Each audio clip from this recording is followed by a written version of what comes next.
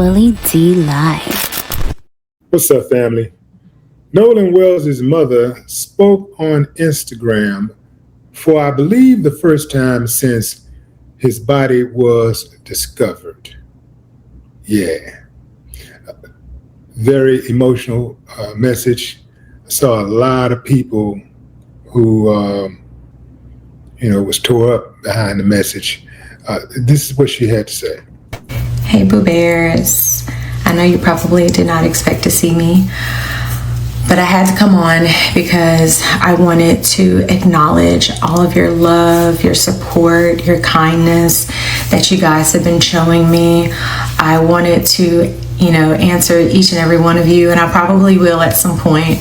I will at some point, but right now it's just, everything is so heavy.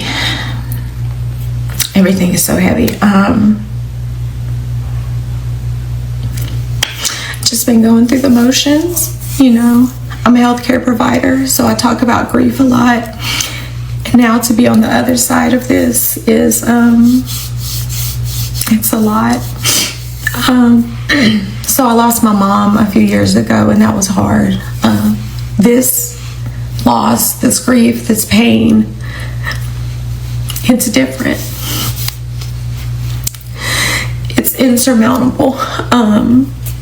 And then it's like you get these flood of emotions all at different times, and grief is so multi-layered. 1 second I might be okay and I can talk about things and I can listen to his stories, and then the next minute I am falling apart and I feel like I can't breathe, and I feel like there is an elephant just sitting on my chest. But I know this is the process. I have a wonderful support system. I have my faith in God, which I've been leaning heavy into. But I just wanted to let you guys know that I see you. I love you. I'm thankful for all of you. And I'm so sorry that I hadn't been able to reply.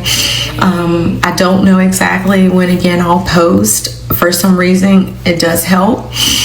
And I know if Nolan was here, he'd be like, Mom, just keep talking to the people, keep telling my story, keep telling your story. So that is going to be my plan.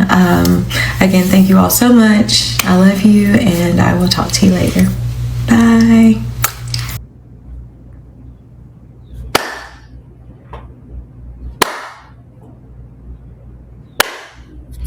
I ain't got no problem with that.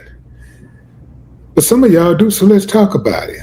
What's up with all of the negative comments? What's up with they taking the money, they doing this and that? Why are people who ain't donating worried about what they're doing with the money? They don't pocket watch when this happens to white people. When white people going through something, they don't pocket watch. Even when white people are wronged by the police, and they got a loved one gunned down or whatever, the family sues. Nobody, and I mean nobody, questions the family retaining an attorney and going after the money. Nobody has anything to say. There are uncivilized mutts in this country, including some blacks, who don't want to see black people have anything. They really, really hate the ground we walk on. The cold part is, we didn't enslave a group of people for hundreds of years. We didn't create Jim Crow, redlining. We didn't dump dope off into their neighborhoods, mass incarcerate the men and women of their family, and leave children to be raised by grandmothers and grandfathers. We didn't destroy the schools and redivert funds on purpose to schools who already had a surplus of funds. We didn't intentionally put chemical plants in low-income neighborhoods, knowing that the airborne chemicals would eventually reach the bodies the immune systems of the residents. We didn't purposely conduct a so-called medical experience to inject syphilis in white males and then have a treatment, but rather than use that treatment, watch them suffer and eventually die.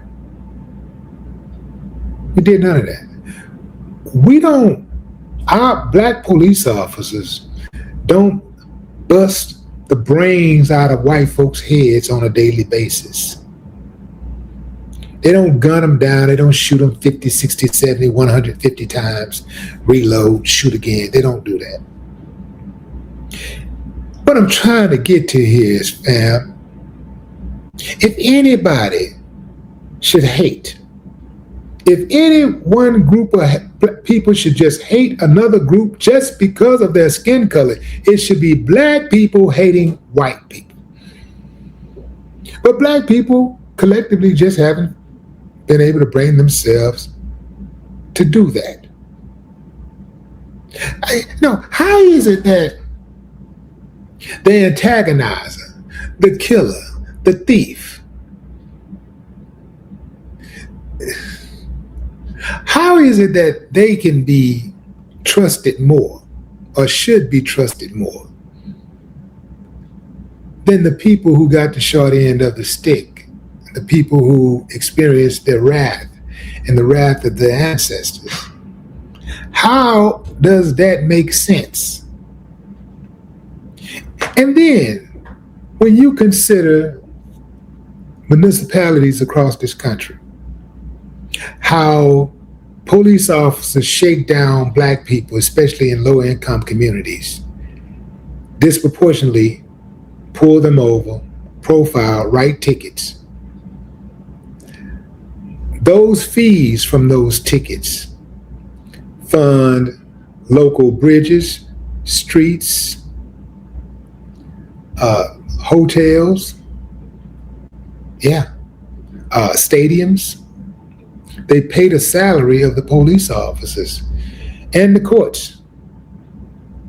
They should really be thankful to black people. They should be like, you know what? Boy, if it wasn't for those blacks, man, we wouldn't be able to have these city lights and stuff as much. We wouldn't be able to have as much stuff, because, they take more from them than they take from me, and I got more money, and they take more from them. So, you know what? I'm not mad at the blacks. I ain't gonna help you, but I ain't gonna hurt you either, because I appreciate y'all making the sacrifice. Even though you ain't signed up to make the sacrifice, I just kind of appreciate what y'all do for us. Not to mention we built the country. So when they talk about America being great, and they brag about how America is the biggest and the baddest country, don't forget who helped America become that. Don't forget who actually put the work in while your ancestors sat on their asses. Don't forget that part. This family has every right to ask for help in a moment of tragedy, chaos, grief. That's what people do. That's what communities are for. You lean on each other, right? You help each other out when you're going through something. I'm telling y'all, fam, we're going to be in a better place if we all stick together. When I say all, I mean everybody. Because think about it, fam. We all are sharing this space no matter what. Ain't nobody going nowhere. As much as y'all think it's going, ain't nobody going nowhere. If somebody goes somewhere, it's going to be the end of America. If it get to the point where, it's going to be, y'all got to leave or we got to leave, it's going to be the end of America. And it ain't going to turn out like any of y'all who are warmongers think it's going to turn out. Yeah. The ones who want war more than anything, they're going to be the first ones to die. Their families are going to be the first ones to die. America actually has always been better when it appeared, at least, that people tried to get along. But going back and forth and you and based on this and then I don't like it, man, that's bad energy, man. I just don't want to live life like that. I don't think that's healthy. I don't think it's healthy to wake up every day with hate on your heart. You know, that hate in your heart. That's why some of y'all be getting heart attacks early and dying. You know, that don't happen to the politicians because they got a controlled and compartmentalized hate. They know it's all a game. It's the people that vote for them. It's their constituents that don't know it's all a game, that they're playing. They're pulling the strings. They're the puppeteers. They know how the game goes. It's the people who need help the most, the ones who, you know, living paycheck to paycheck. It's those people who don't really understand the game. But they like the idea of a billionaire who appears to be in control, that shares the same skin color. And based on that, somehow, some way, they believe that it is going to improve their lot in life. Somehow it makes them feel like they're winning, even though they're just watching vicariously. They watch the wins through the sins of this uncivilized mutt. Somehow, some way, they've come to the conclusion that they're winning. It's absolutely amazing. Anyway, salute to Christine, salute to the father, and salute to the family and friends of Nolan Wells, because I understand that you guys are under a tremendous amount of pressure and stress, and you're experiencing a tremendous amount of grief. And my thing is, if you really care for these people, if you're not going to help, at the very least you can do is shut that trap. Leave them people alone. No more talk.